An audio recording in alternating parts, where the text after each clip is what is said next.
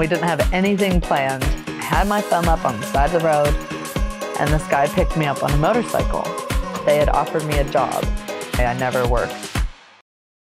Hi, I'm Kinsey the Vagabond. Welcome back to my channel.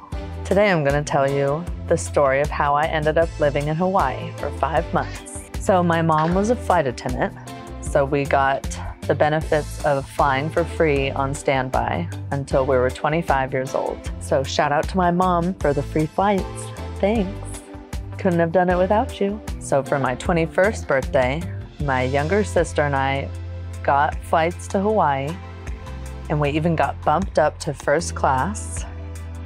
And when the lady offered us champagne and asked if we were 21, I unfortunately said the truth, that I was turning 21 in 2 days, and she did not give me a glass.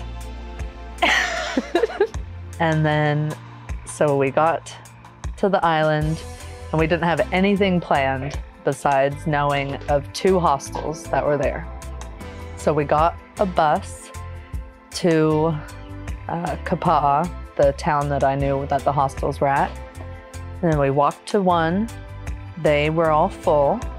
So we took our suitcases and rolled down the road, got to the other one, and thankfully they did have some openings. So we got 2 beds in a women's dorm room, and we paid $30 a night. We were right on the beach. Within the first, I think it was our first day in the hostel, we met this guy named Christos, and he drove us up north. We went to a bar in Honolulu overlooking the waterfalls, and then we went to Tunnels Beach, and he showed us a cave over there, and then we all went to Queen's Bath. And so that was cool, just like the first day, just meeting someone that was down to take us on an adventure. I even still stay in touch with him, sends me little messages on Instagram. And then within a couple days, I had made friends with the people at the hostel that were working there. And we would hang out at night and play music out in this room. And we went to see some waterfalls and jumped in them, swam around in the waterfalls. And I think within 4 days, they had offered me a job at the hostel. And of course, I was super pumped and leaning towards taking it. But I told them I'd think about it and let them know after a day. So I called my mom, and she was supportive. She told me I should take this opportunity. So I said yes. And within that time of being there, I learned about hitchhiking, because all of the people that stayed at the hostel would hitchhike to different parts of the island. And we felt comfortable doing it. So the day my sister was meant to leave, we hitched her a ride, and I sent her on her way to the airport, and I stayed. I felt like it was easy to make friends at the hostel because a lot of us had similar mindsets of traveling and trying new things and meeting new people. I also was taught a lot by people that were staying there from all over the world, how you could travel cheaply, staying in hostels or even couch surfing, just doing anything to cut down your costs of traveling. And I even had booked a trip to Australia before I went to Hawaii.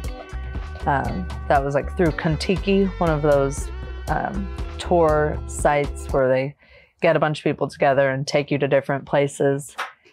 And it's a fast, like compressed version of traveling. Whereas staying in hostels, your money goes a lot further and you can do different activities that you want to do, not just that are in the travel guide. So after being there and talking to travelers, I decided to cancel that trip. Obviously, I lost a few $100s, but I felt like I gained a lot more than that in how to travel in the future. So then I worked at the hostel for about a month, and then unfortunately I got fired for partying too hard.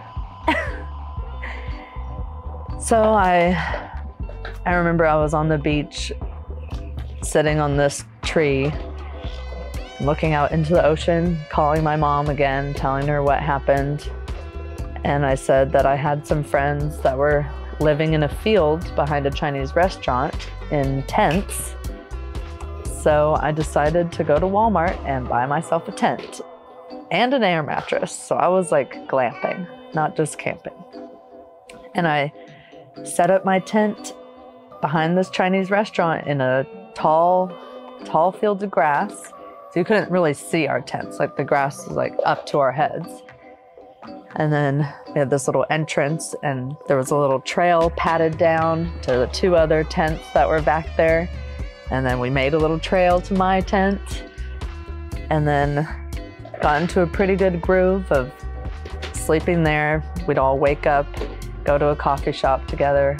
I'd get my bagel and coffee, use the bathroom, take a little bird bath, and then all of my friends and I would all go on our ways for our day. A lot of days I included playing music on the beach and playing in the water, just laying out in the sun or adventuring and hitching a ride to different parts of the island.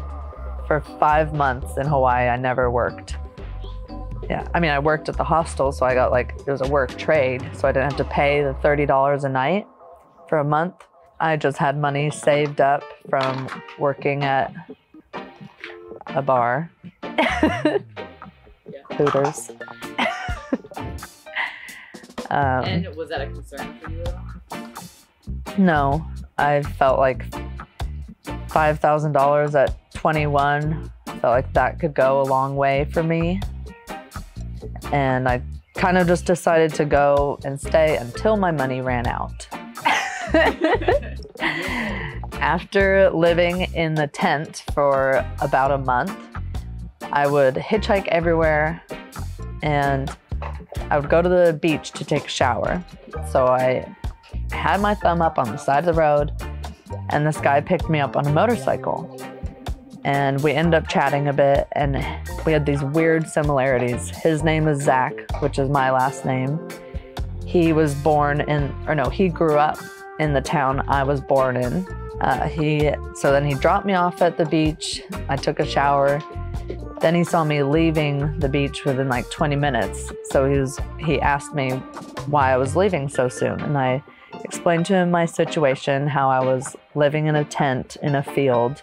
So I'd gone there to take a shower. And then he told me that he had a shed, beach shack that he could offer me to rent if I wanted to. And it was perfect timing because I started moving my stuff in the next day. It was just up the hill, not far from where I was staying. And then within 2 days, I got woken up by the cops in my tent saying they were going to bulldoze that field, so I needed to move out. So thankfully, I was already starting to move out. So I gathered the rest of my stuff and moved up the hill and moved into my little 12 by 12 shack outside. It had, it was some little steps to get up to it. And then there was a loft in it where I ended up putting my blow-up mattress. And then I think he had a spare couch that we put in there. And I ended up finding a kitchen counter with a sink in it from some sort of Habitat for Humanity place. So I brought that over there.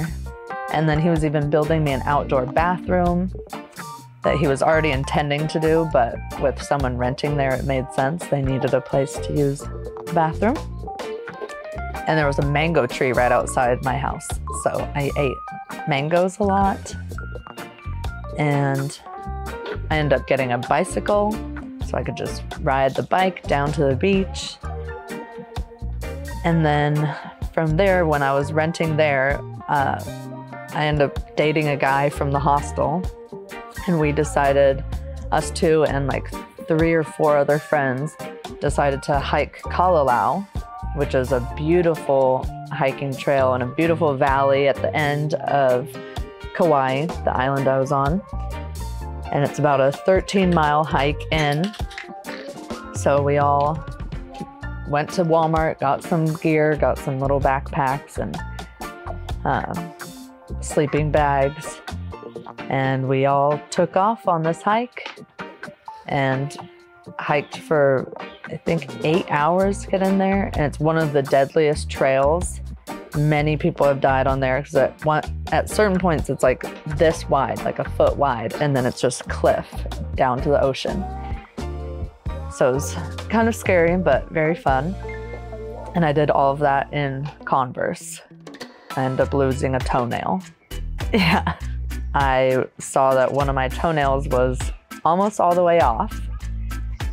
And then for some reason I end up at the beach and start doing a toe war with some guy.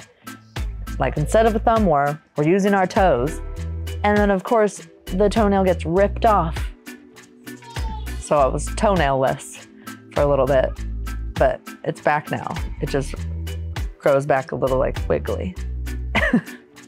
So we hiked, I think it took us about 8 hours to get in, and we were doing the last mile in the dark, and only a few of us had headlamps, so we're all sharing them, passing them around. We had to cross a river in the dark, and then by the time we get there, it was raining. So we just lay a tarp down, get in our sleeping bags, and put another tarp over us. And just feel the rain on there. And then the next morning, we explored around a little bit, found a campsite. So I think we just kind of plopped in the middle of the trail once we got there.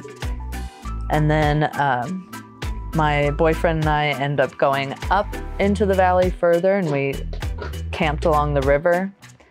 That was really fun, and had some fun times. But yeah, one of my favorite days was hanging out by the river.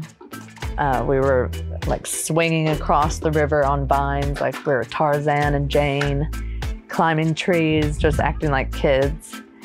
And then we came down from the river and saw the sun setting on the Nepali coast on those beautiful cliffs, and looking out onto the beach and the cliffs, and it was just a very special moment. At one point, I was meditating on the side of the river and just overcome with love, and I had this vision of the hands of life reaching out to help me grow. And then it went up through my spine, and I popped out as a yellow lily. And I just felt so much love, and I just felt like I was told that the only way to respond to anything in life is love. And it kind of helped me overcome some things I had struggled with. Growing up, not always feeling the most loved.